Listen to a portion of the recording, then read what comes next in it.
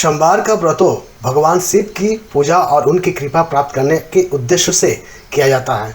इस दिन व्रतों रखने वाले व्यक्ति को कुछ खास प्रकार के नियमों का पालन करना होता है, जिसमें खान पान से जुड़ी सावधानियां भी शामिल होती हैं।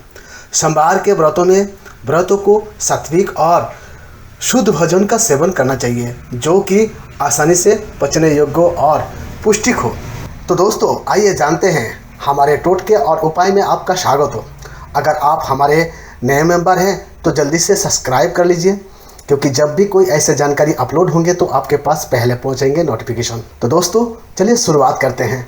यदि आप सोमवार के दिन व्रतों रखते हैं तो आपको क्या क्या नियमों का पालन करना चाहिए, क्या खाना चाहिए, क्या नहीं खाना चाहिए, ये सब आपको जानकारी अवश्य होना चाहिए, ताकि आने वाले समय में आपको सुफल मिल सके। तो दोस्तों, चलिए अब आगे बात करते हैं। व्रतों के दौरान फल खाना बेहद लाभकारी परंपरागत माना जाता है। आप व्रतों के दौरान फल अवश्य खाएं, जैसे सेब, केला, अंगूर, नारियल, अनार, पपीता और संतरा। फल का सेवन व्रतों के दौरान शरीर को ऊर्जा प्रदान करता है और इसे हल्का और पौष्टिक माना जाता है। दोस्तों, अब आगे बात करते हैं। साबूदाना। साबूदाना एक बहुत ही लोकप्रिय व्रतों का खाना है। आप साबूदाना खिचड़ी, साबूदाना वड़ा या साबूदाना की खीर बना सकते हैं। साबूदाना कार्बोहाइड्रेट से भरपूर होता है, जो शरीर को पर्याप्त ऊर्जा प्रदान करता है। कट्टू और सिंघाड़े का आटा व्रतों के दौरान इस्तेमाल किया जा सकता है। इससे आप कट्टू की पूरी, पराठा या हलवा बना सकते हैं। कट्टू की पूरी ये व्रतों के दिनों में एक लोकप्रिय व्यंजन है, जिसे घी में तल कर खाया जाता है। सिंघाड़े का हलवा ये मिठाई के रूप में खाई जाती हैं और ये व्रतों में ऊर्जा प्रदान करती हैं। अब आगे बात करते हैं। आलू से बने व्यंजन। आलू व्रतों के दौरान सेवन किया जा सकता है, लेकिन इसे प्याज और लहसुन के बिना ही बनाया जाता है।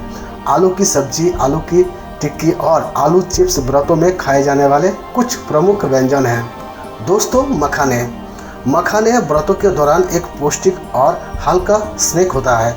आप इसे भून कर खा सकते हैं या मखाने की खीर बना सकते हैं। दोस्तों, अब आगे बात करते हैं। राजगिरा। दोस्तों, राजगिरा को रामदाना भी कहा जाता है। इसका उपयोग भी व्रतों के खाने में किया जा सकता है। इससे आप लड्डू या खीर बना सकते हैं। ये प्रोटीन और फाइबर का अच्छा स्रोत होता है, जिससे आपके शरीर तंदुरुस्त रहेंगे। दही और पनीर। हाँ दोस्तों, व्रतों के दौरान आप दही और पनीर खा सकते हैं।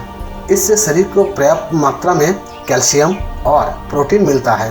दही या पनीर के साथ फल या सब्जियां मिलाकर खाने से शरीर को पोषण मिलता है। व्रतों में दूध और दूध से बने उत्पाद जैसे छाछ, लस्सी, खीर या रबड़ी का सेवन किया जा सकता है। ये शरीर को ठंडक और ऊर्जा प्रदान करते हैं। दोस्तों, अब बात करते हैं ड्राई फ्रूट्स। सूखे मेवे जैसे बादाम, अखरोट, काजू, किशमिश और पिस्ता व्रतों के दौरान बहुत ही पोषण से भरपूर होते हैं। इन्हें स्नैक्स के रूप में खाया जा सकता है या इन्हें खीर और हलवे में मिलाया जा सकता है। सिंधा नमक का उपयोग। व्रतों में सामान्य नमक के स्थान पर सिंधा नमक का उपयोग किया जा सकता है। ये पाचन तंत्र को साफ करने में मदद करता है और व्रतों के नियमों के अनुसार होता है। शुद्ध जल और जूस। व्रतों के दौरान ज़्यादा से ज़्यादा पानी पीना चाहिए, ताकि शरीर हाइड्रेट रहें। इसके साथ ही ताज़े फलों का रस जैसे नारियल पानी, गन्ने का रस या नींबू पानी पीने से भी शरीर को ऊर्जा मिलती है। व्रतों में क्या नहीं खाना चाहिए। दोस्तों, अब आपको मैं बताएंगे व्रतों में क्या नहीं खाना चाहिए। अनाज। व्रतों में गेहूं या चावल से बने भोजन का सेवन वर्जित होता है। प्याज, लहसुन ये तामसिक भोजन में माने जाते हैं, इसलिए इन्हें व्रतों के दौरान नहीं खाया जाता है। मसालेदार और तले हुए खाद्य पदार्थ खाने से बचना चाहिए, क्योंकि ये पाचन में भारी होते हैं और आपके शरीर पर नुकसान करेंगे। सामान्य नमक। सामान्य नमक का उपयोग व्रतों में नहीं किया जाता है। इसके स्थान पर सेंधा नमक का उपयोग होता है। सोमवार व्रतों की समाप्ति। हाँ दोस्तों, अब आपको कैसे समाप्ति करनी है। व्रतों की समाप्ति या पारण के समय आप सात्विक भोजन जैसे खिचड़ी, फल और दूध का सेवन कर सकते हैं। व्रतों खोलते समय हल्का और पौष्टिक भोजन करना महत्वपूर्ण होता है, इस शरीर को आराम से भोजन पच सके। इस प्रकार सोमवार के व्रतों में सात्विक और ऊर्जा से भरपूर भोजन का सेवन करना चाहिए, जो शरीर को स्वस्थ रखता है और भगवान शिव की कृपा प्राप्त करने में सहायक होता है। तो दोस्तों, अगर आप इस नियमों का पालन करेंगे तो आपको जल्द ही भगवान शिव की कृपा प्राप्त होंगे। और दोस्तों, जानकारी आपको प्राप्त करना है तो हमारे साथ जुड़ने के लिए सब्सक्राइबर करें